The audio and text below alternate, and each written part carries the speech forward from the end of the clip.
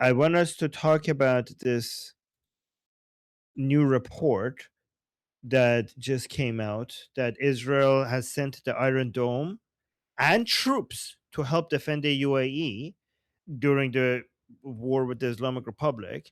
I'm just going to quickly read the article and see what your opinions are about this, because this is a big deal. This is a big deal because we already knew that there's a major pivot in the Middle East, and the Arab countries were since 2020 have been moving closer and closer to Israel. But this is a level of cooperation between Israel and the UAE, because it's one thing to have a peace deal with the Abrahamic Accord, it's another thing to have military cooperation. This is like a whole new level. So let me just quickly read the article in case you haven't read it or you didn't hear me read it during the show. And then I want to see your opinion, if anybody here has so many opinions about this. And guys, if you want to respond to what we're talking about, you could put a 2 in the chat. I see already Ziv has put a 1 in the chat, but twos are for responding to what we're already talking about. So let's just go through this very fast. Israel sent Iron Dome and troops to help defend UAE during Iran war. So look at this. Israel reportedly deployed an Iron Dome battery to the United Arab Emirates early in the war with Iran and sent several dozen troops to operate it. It marked the first time the system has been sent to another country outside of Israel and the US, Axios reported Sunday, citing Israeli and American officials. During the US-Israel war on Iran, Tehran launched sustained attacks on the UAE, firing some 550 ballistic and cruise missiles and more than 2,200 drones, according to the Emirati Defense Ministry, making it the most targeted country in the region, including Israel. That's crazy, by the way. Iran, which had vowed to strike U.S. bases in the region, targeted states across the Persian Gulf. It says the Gulf only, but it should say the Persian Gulf. Across the Persian Gulf with guys. Somebody's mic is open. If you're not speaking, please close your My mic. bad. Yeah, no worries. No worries. Targeted states across the Persian Gulf with missile fire during the war. It also blocked the Strait of Hormuz, choking off a key pathway for the flow of oil and natural gas. While most projectiles fired at the UAE were intercepted, some struck military and civilian targets, reportedly prompting Abu Dhabi to seek assistance from allies. Prime Minister Benjamin Netanyahu ordered the deployment following a call with UAE President Mohammed bin Zayed Al Nahyan. So MBZ, basically MBZ. That's what we call him. It's easier. With President MBZ, Israel. So guys, remember MBS is Saudi Arabia. MBZ is the UAE. With MBZ, Israeli officials told Axios the system was said to have intercepted dozens of Iranian missiles. Israel and the UAE normalized relations with the 2020 Abraham Accords, a deal motivated in part by the shared threat of Iran. Since the war began on February 28th, Israeli and Emirati officials have said the two countries have been in close military and political coordination with the Israeli Air Force, and also carrying out strikes in southern Iran during the war to neutralize short range missiles threatening Persian Gulf states. Now, officials from both countries say the partnership between the two is unprecedentedly close, according to the report. It noted, however, that the decision to send missile defense system abroad while Israel was under heavy fire could provoke backlash among Israelis. Axios also said that allowing Israeli troops in the UAE could be politically sensitive. It is. It could be. Sophie, please Again, stop. mic is open. Mike, Sophie, your mic is open. Please close your mic. Thank you. What was I saying? Axios also said that allowing Israeli troops in the UAE could be politically sensitive there, but a senior Emirati official quoted the report. Oh my God! Just close their mic, Danny. Whenever you see their Sophie's mic open. What was I saying? But just disable their mic if they keep opening it. Disable audio. Yeah. But a senior Emirati official quoted in the report said that the UAE, oh, this is the crazy part. Not only this is a huge taboo, this is a huge taboo to have not just the defense system, but also Israeli troops inside the UAE. And they made that even, they cross all red lines by doing this. They actually openly thanked the Israelis. Look at this. A senior Emirati official quoted in the report said the UAE was not going to forget the assistance provided by Israel during the fighting. Another Emirati official also praised the US, France, the UK, Italy, and Australia for providing help during the war. And lastly, the UAE isn't the only country to request Israeli wanted missile defense systems. Ukrainian President Volodymyr Zelensky and other Ukrainian officials have asked Israel to share its Iron Dome technology, but Jerusalem rebuffed those requests. US President Donald Trump has pushed the deployment of a Golden Dome missile defense system inspired by Iron Dome. But while Iron Dome is land-based, Golden Dome aims to create a network of satellites to detect, track, and potentially intercept incoming missiles. The shield could deploy hundreds of satellites for missile detections and tracking. Okay, so that's the article. Are there any twos in the chat? Because I want to see what your opinions are on the topic. I see a few twos. Yes. So sketch. Hello, can you hear me? Yes. Hi. Hello, nice to see you. Nice to hear from you. Was watching you earlier talking about Azerbaijan and all that. Now, on this subject, I wanted to go over. You're talking about missile defense. We're talking about the Iron Dome. The Iron Dome and all missile defense systems, protection systems, are switching to laser. Not completely switching, but part of the layers is integrating lasers because of the cost of rearmament, of resupply, of getting those missile batteries back is extensive. China called the Saudis and tried to sell them their laser system, but apparently there were some tests and their laser systems do not. I put a link in the chat with a video about that, links the sources and talks about that from China Observer. Apparently he made a direct call, like they were trying to get in touch to say, hey, forget Iran. We're everybody in the Middle East friend. We'll get from oil from any of you, and we will help you to protect you from Iran, who we armed. And they're trying to get in, right? But apparently they were rejected, and the Israelis were supported. And I believe both Israel and America is switching to these different types of systems, these laser systems. I put the video in. I think it's very important to notice that a country like America, where there's like a meritorious development, there's a whole bunch of people with different irons in the fire. And the one that has more merit, which is now a cheaper system to get rid of drones and missiles, which might be like big lasers, is coming to the forefront. And I think that's something worthy of note, that the Iron Dome is going to get an upgrade, and that's going to be integral to the Golden Dome that the Big Don wants to build. Also, I believe there's one of these systems in the in the new carrier that was brought in. I believe that's one of the. I can't verify on that. Maybe Jeffrey can help me on that. I know he's knowledgeable on the new. He might be knowledgeable on the new system. I'm not sure, but he tends to be knowledgeable on all these things. But I believe that the Golden Dome and the Iron Dome might be starting to look into integrating these newer laser systems, which are far cheaper than anything we have going on. I'd love to hear from him, from you, from anybody on this. That's just my take on it. I'm going to close the mic So, now. when once we get to Jeffrey, maybe he could respond to this as well. Because my understanding is that the lasers are not going to be able to replace the Iron Dome, because lasers are for much closer. They basically are targeting an entire different area in the sky. That's when it gets really close for shorter range missiles. So you need both of them. It might help with the Iron Dome so that it doesn't waste its missiles on other things that the lasers could handle. But Jeffrey could basically educate us on that when we get to him.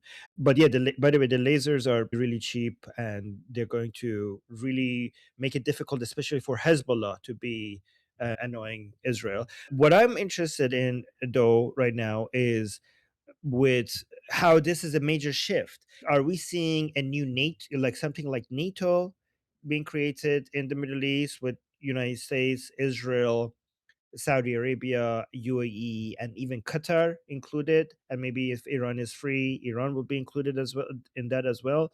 So this is it's as we the global alliances are like shifting. We are the way we looked at the world was like United States, Canada, Europe, I don't know, Japan, South Korea, these Australia, these are on one side, and on the other side we have Russia, China, the Islamic Republic, North Korea, Cuba, Venezuela on the other side. But now we're seeing like, I don't know, maybe Europe moving a bit closer to China, Canada moving a bit closer to China, slowly moving a little bit away from America, United States becoming a little bit less aggressive towards Russia, maybe because that's Europe's thing.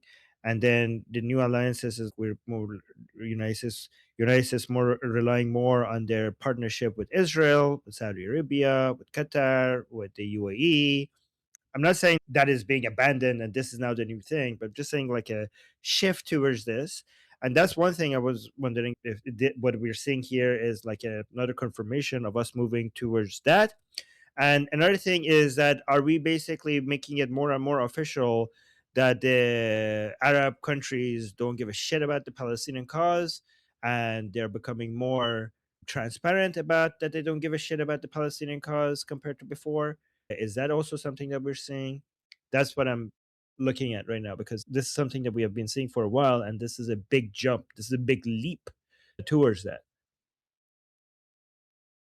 Yeah.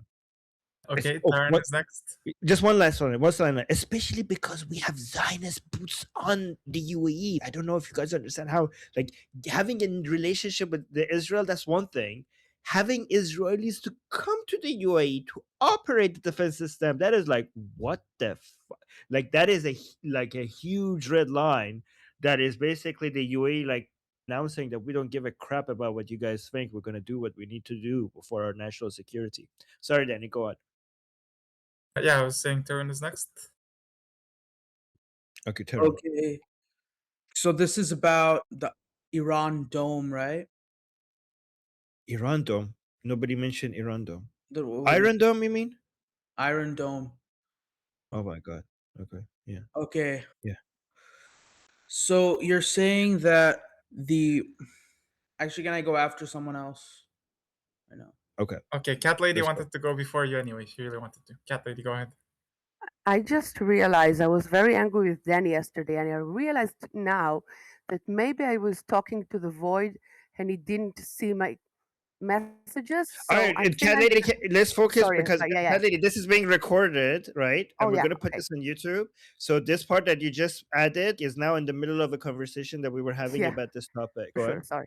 Actually, troops with the Iron Dome, it's how it works. It's also with THAAD systems.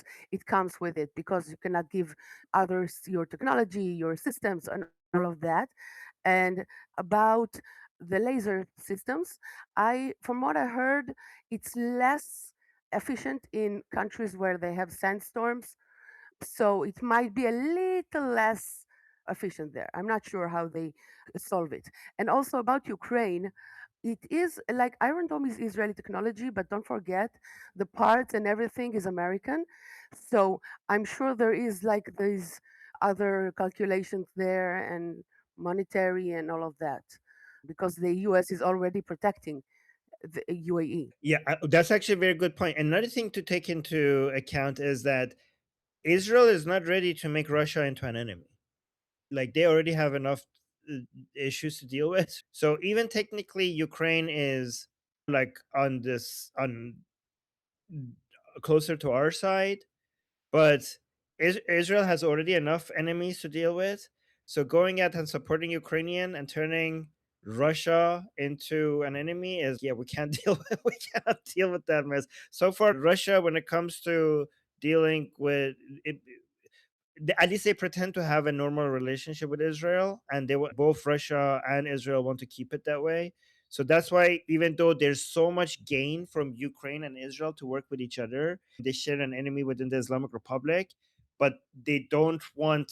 They don't, but Israel doesn't want to also share another enemy. Like just because we share an enemy, which is the Islamic Republic, yeah, sure, there's a lot of potential for cooperation there, but Ukraine has another enemy that is not Israel's enemy, and Israel is not interested in adding that to the.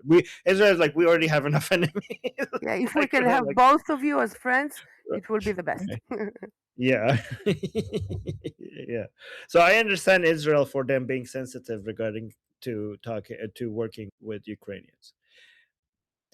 When it comes to working with Ukrainians, it's easier to buy things from them than sell things to them. So it's easy to. Ukraine has a lot of amazing drone technology.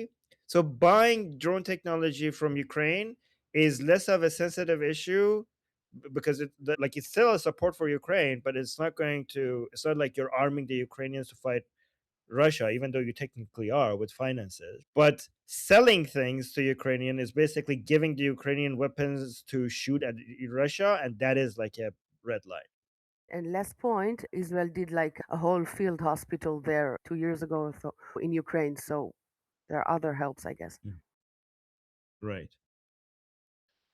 Okay. Okay, Taran, you want to try again? Yeah, so what I heard from what you guys were just saying right now, so Israel wants both Russia and Ukraine to be allied with them against the Islamic Republic, because I think that's a good idea. I think that if Russia, no offense, but I think Russia is more powerful than Ukraine. I don't really care if they're the if Russia is not going to work against Islamic Republic. Russia is like somewhat of an ally of the Islamic Republic, not like a really loyal and reliable ally, but somewhat of an ally. Yeah. Cat Lady was joking when she said that. Yeah. Oh, okay. Yeah. So Israel has unleashed the Iron Dome on Iranian missiles. Is that right? Iron Dome is a defense system. You Yeah. don't usually you don't use the word unleash. Usually you use the word unleash on something that is more offensive rather than defensive. And the Iron Dome has been there already for a very long time. Tarun, it's good if you like pay attention to what we're saying before you ask a question, because we said that the Iron Dome that was already being used for so many years is now being given to the UAE. It's okay. It's okay for you to not, if you're not informed about something, it's okay, because we want to inform people here. But it's at least like Not try to informed. pay attention to what I'm saying at the beginning, because so I don't have to repeat the parts that I already said. Okay. Yeah. So they've lended it to the UAE, so the So UAE can use it against Iranian missiles that are trying to attack them. Is yeah, that see, it's like I don't want to have to repeat that. Like you're asking me if this is the news, and I already said that at the beginning. So now you're asking me, is this the news? And basically, yeah, that's the news that I just went over. And you want me to confirm what I've already just said. So that's not a right? very good use of our time, Okay, cool. right? I don't think that they like UAE is not an ally of Israel, but I can understand that they're not exactly in the mood to worry about that right now. They're more interested in the fact that both of them have to be united against the Islamic Republic or at least the The UAE, IRGC. the UAE is technically now can be considered an ally of Israel. Actually, No, because that's what they it's want. just the war though, because they both have the same enemy. After the war's done, they'll probably just Yeah, that's how alliances are made, through mutual interests. That's what you call allies, when you have mutual interests and no, mutual no. enemies. But this is a temporary alliance. A true alliance is like what India or Israel would have, a genuine, like they're friends and not enemies with each other. Not just we are. The UAE doesn't have, even if the threat is removed, the UAE has a lot of economic interest with Israel, and even without the Islamic Republic, there are a lot of other threats in the region that creates. The UAE is less interested in the Islamic jihadi stuff. They're more interested in economic development, and Israel is basically a major power in the Middle East, so it makes sense for you to be less ideological. If you're interested in money and commerce, it makes sense for the UAE to be less ideological and consider Israel to be an ally. Yeah, I actually I mean, understand this. they have the Abrahamic Accord, like they normalized the relationship like with Israel 6 years ago. Like they have signed an agreement. Okay, so I Okay. understand this because Many times it All feels right, last question, and then we'll go to the next person. okay. Go on. So it seems like this is true because Saudi Arabia and the UAE generally tend to have a lot more. Some people sometimes it feels like they're more friendlier with India than Pakistan. So I can understand why they'd be friendlier with Israel than Iran or Palestine because they don't seem to really care about Islam anymore. They seem to care more about making friends with strong countries so they can become stronger themselves. But Yeah. my point is, I hope the UAE can be truly trusted by Israel because it feels like a little bit of So- Durka ideology still exists in the Arabs. They don't feel like they banned the Durandar movie because it was a talking bad about Pakistan. It doesn't feel like they are completely on one side now, and I think Israel should be a little more cautious about the UAE returning their property. Otherwise, I don't feel that this is such a bad move. I just hope that they All I right. do think that they can be fully trusted. All right. Okay. Okay. So last point I want to make before we move to the person, and it's not about trust. Okay. You don't trust anybody. You look at their interests, you look at their motivations, and you see how much of them is aligned with you. And the more of someone's interest is aligned with you, the more reasons you have to cooperate with them. You don't have to trust them if you understand what interests people. If you understand their motivations, none of this relationship has to be based on trust between any two countries. All right. Danny? Okay. Next person, Jeffrey. I'll touch on the issue regarding Iron Dome, Iron Beam, and in Israel's integrated air missile defense, because I was asked that. It's very true. We're moving towards direct energy centric missile defensive architectures, and that's because such defenses actually are more advantageous when it comes to what is sometimes called the cost inter production exchange ratio. So if you're firing, say, a 20, like the Iron Dome is actually a moniker just to like reference all of Israel's integrated air and missile defense, which is comprised of a lot of different things. You have David Sling, you have Arrow 3, you have Iron Dome, which is like the lower tier. That said, people just know all of Israel's integrated air missile defense is Iron Dome. So that being said, a lot of those interceptors, the low end is like 22 grand for the very low end, whereas Qassam rocket cost you maybe a couple, like $800 to make. And so you go broke, right? Plus, if they can overwhelm you and just produce more Qassam rockets and you have interceptors, or if they do things like put cluster munitions on their cluster munition warheads, then they bleed you out of interceptors. And that's the underlying advantages for direct energy based defenses. As far as where direct energy exists at this point, so its Iron Beam is very much designed to augment the lower tier of Iron Dome or Israel's integrated air missile defense to save some of their interceptors. That said, it's not always constrained. Oh, what if there's less advantageous atmosphere? So they have fog or rain or smoke or clouds or sandstorms. That is more an issue with continuous wave lasers, not the same as ultra short pulse. And I won't go into all the technical details. If you want, one of these days I can do that on class stuff.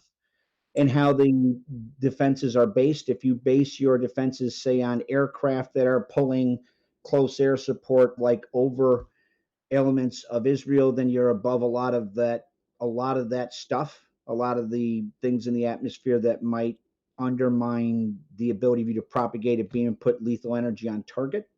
Ultra short pulse, you have things like adaptive optics, AI working in the neuromorphic edge computing to sit there and do a lot of modifications on the fly so that you can actually much more easily propagate your beam through the atmosphere to kill a target. That is very much in the moving forward. Both for Iron Dome. Iron Dome is heavily investing in direct energy, space-based directed energy. So armed orbital battle stations, like laser armed battle stations in orbit that are nuclear powered, AI run, uses ultra short pulse, all the rest of it.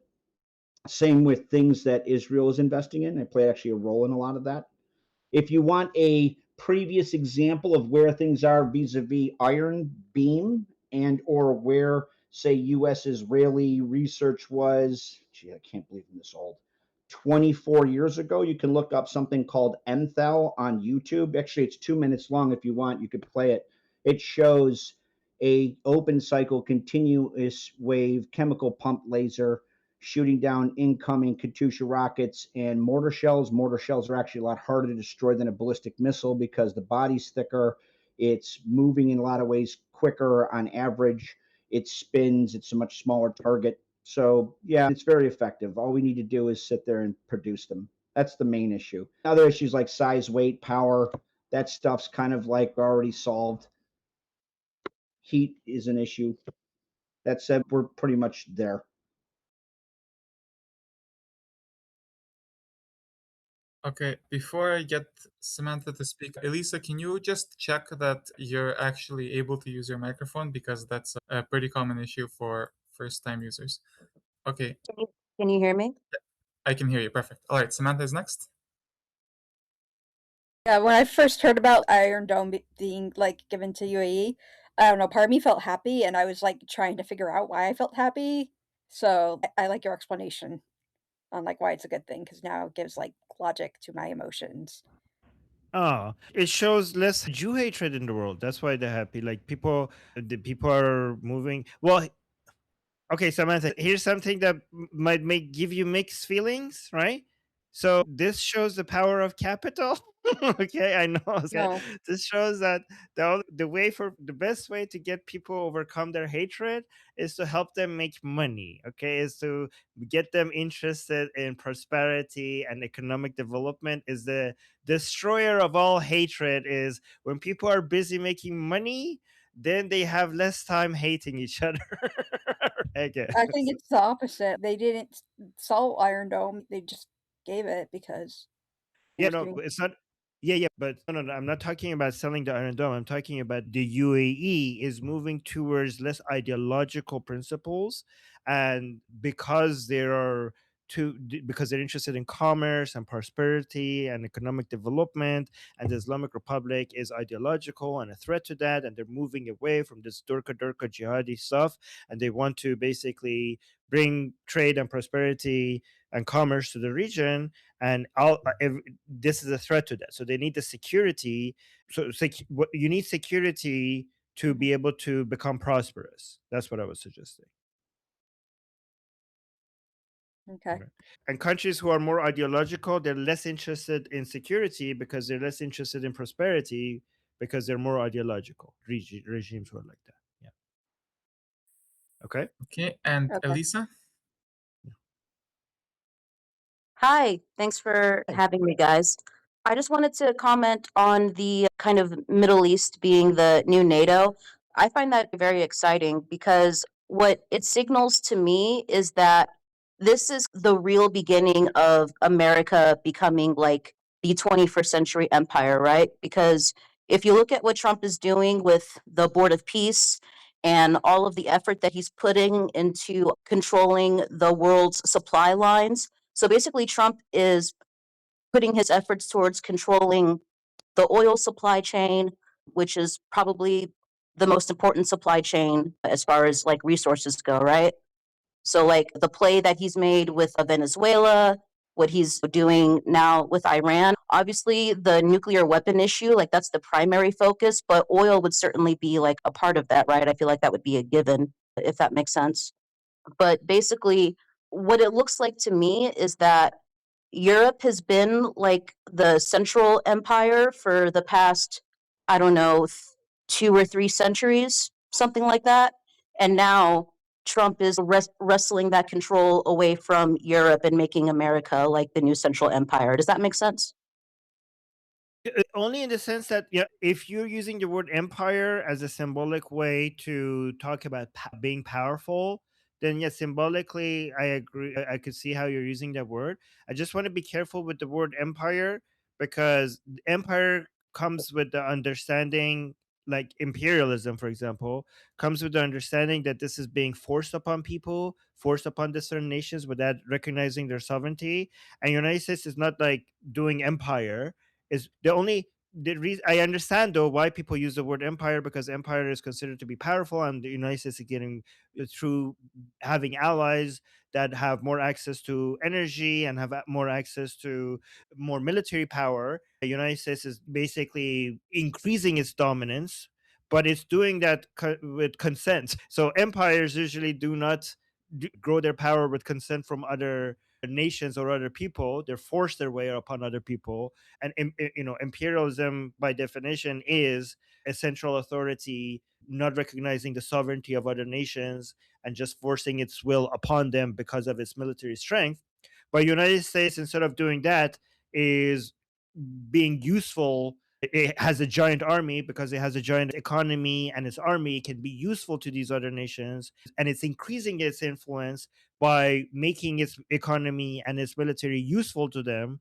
So it's a win-win for both sides. It's not being forced upon these nations. This is something that is working. It helps United States increase its dominance, but it also helps these other countries benefit from the consumer American consumers that have the highest purchasing power compared to all other consumers around the world. So that's allowing the American consumers to buy from you basically is the greatest thing America could do to a country, because that's a lot of economic activity coming to your country. And United States great military has a lot of protection power for any nation that wants to have a relationship with the United States. So these are instead of basically using your army to come and say, we're here and we're going to rule over you like empires used to do, United States comes with its army. I can use my army to protect you if you are going to be friendly with me. So that's basically the opposite of imperialism, right? That's actually offering your army as a service in exchange for good relationship rather than using the army to force something upon other people. In fact, I consider United States to be the greatest force against imperialism in the world. From its very foundation, it started as a revolution against an empire, and that's reason number one. Reason number two why United States is anti-imperialism is that the nation state model, even though it started in the French Revolution, it was the American Revolution that put it into practice effectively, and became the model around the world eventually. Like after the World War II, it became the model in Western countries, and after the Cold War, it became the dominant model in every country everywhere in the world. And the nation state model is an anti-imperial model, and America is the American Revolution that created that. And then the third reason why United States is anti-imperial is because it's fighting imperialists. So right now, if you look at imperialism, we have the Pan-Arabist imperialism. That was mostly Israel fighting that. But then the Pan-Islamic imperialism, we had United States and Israel fighting that. We have Russian imperialism with Putin. And yeah, these are the main source of, like, I'm talking about people who are maybe also CCP could be considered an imperialist force, but Can I mostly respond to some Russia. of that? Yeah, go on. Yeah, so Armin, I do really appreciate you making that distinction because precision matters. So you're absolutely right. Empire is not the correct word to use. I'll have to switch to more appropriate language to describe what's going on. But I like the point that you make about essentially how it seems that the Trump administration is continuing like the 1776 revolution that was started by America's founding fathers. Something you said earlier reminded me of how, so I'm a millennial, and my generation is really scarred from the 20-year war in Iraq and Afghanistan with all the nation building. And so that was essentially imperialism in practice, right?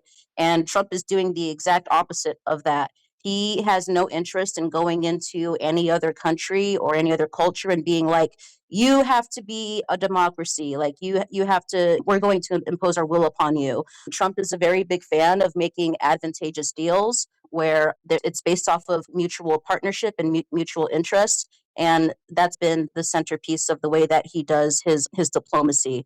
I really appreciate you pointing that out because also, I think the reason why all the propaganda, like the anti-Jewish propaganda and the anti-war propaganda, I think the reason why that's so effective is because of that generational scar that millennials have, where the assumption is that this war with Iran is identical to the Iraq war or the Afghanistan war, and nothing could be further from the truth. It's not, this isn't nation building. This is trying to prevent essentially maniacs from getting a nuclear weapon that they would only be too happy to use to kill everybody, not just the United States, but everybody. So the argument that I make is, as far as the marketing around whether Iran was 2 weeks away from a nuclear bomb or 20 years away, it really makes no difference to me either way. I don't care, because regardless, they've been chanting death to America like literally since 1979. And they have gone out of their way to kill as many Americans as they can through their proxies. So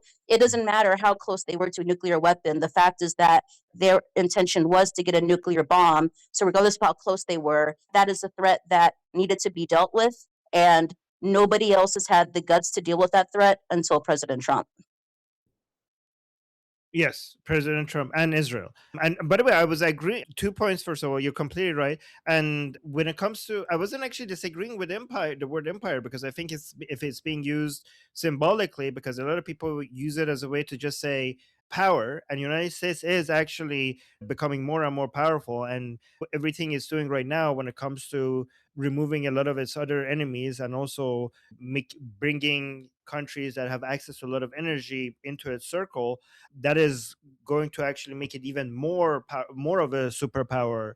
A lot of people thought the United States was going to fall as a superpower, but I think like going forward, especially with the AI and robotics age coming, the main ingredient of that is going to be energy, and United States is very well positioned to take full advantage of this new industrial revolution that we're in, and it's going to even make the divide between United States powers and other countries even wider, rather than that gap being reduced. And you're completely correct on, a lot of people were saying that the Islamic Republic going nuclear, that threat was not imminent. Well, yeah, that's exactly when you have to respond. If the threat is imminent, you're too late. If the threat is imminent, that means that you should have done something before. So you shouldn't wait until it's imminent. So that's actually something you understand that most people don't. Okay, Richard?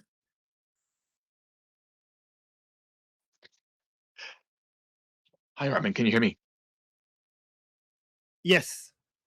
Okay, excellent. Yeah, I just wanted to follow up on that last comment and say that I am very excited about the possibility of a new treaty organization alliance with the Middle Eastern countries. If we can get that ratified and passed through Congress, I just want to go on the record now and say that we should not use the acronym METO. This is very similar to a destructive social media hashtag movement that we had a few years ago. So we need to come up with a better name. Okay. Okay.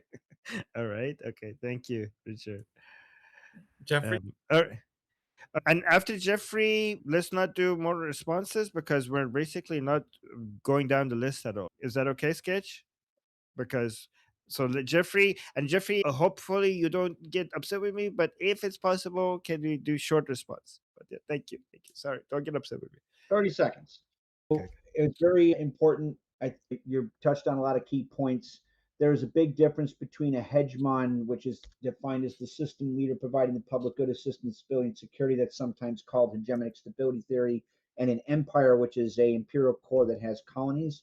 Imperialism is defined as an imperial core that possesses colonies, engages in force projection with the goal of conquest or territorial cessation.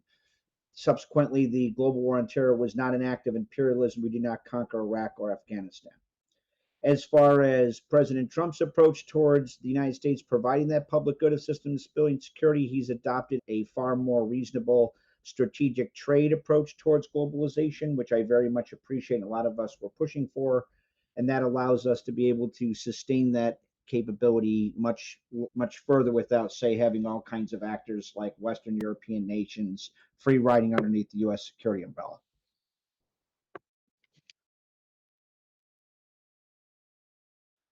Okay, Samantha, I can give you one sentence and then we really have to move on to the list. The war against Iraq, Venezuela, sanctions on Cuba, and threats of conquesting Greenland is an example of U.S. imperialism.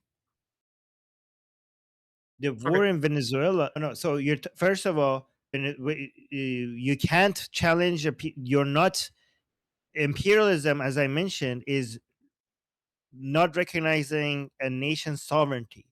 Venezuela and Iraq are not good examples because the leaders are not a reflection of the people, right? So you are not, if you, for example, attack Saddam, you're not attacking a nation's sovereignty because Saddam is not a reflection of the people's will.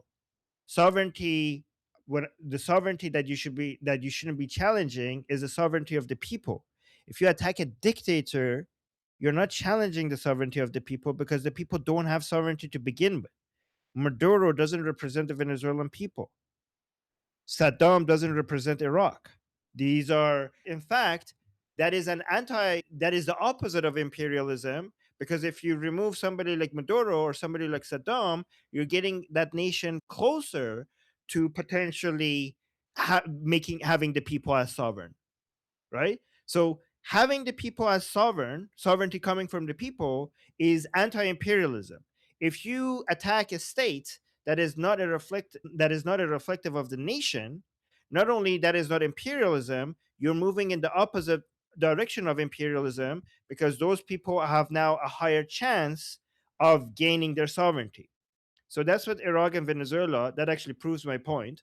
With Greenland, you have a point if there is military action. Okay, if you talk about it, military, I haven't seen President Trump, and maybe if there is threats of military action against Greenland, I would consider that not good policy.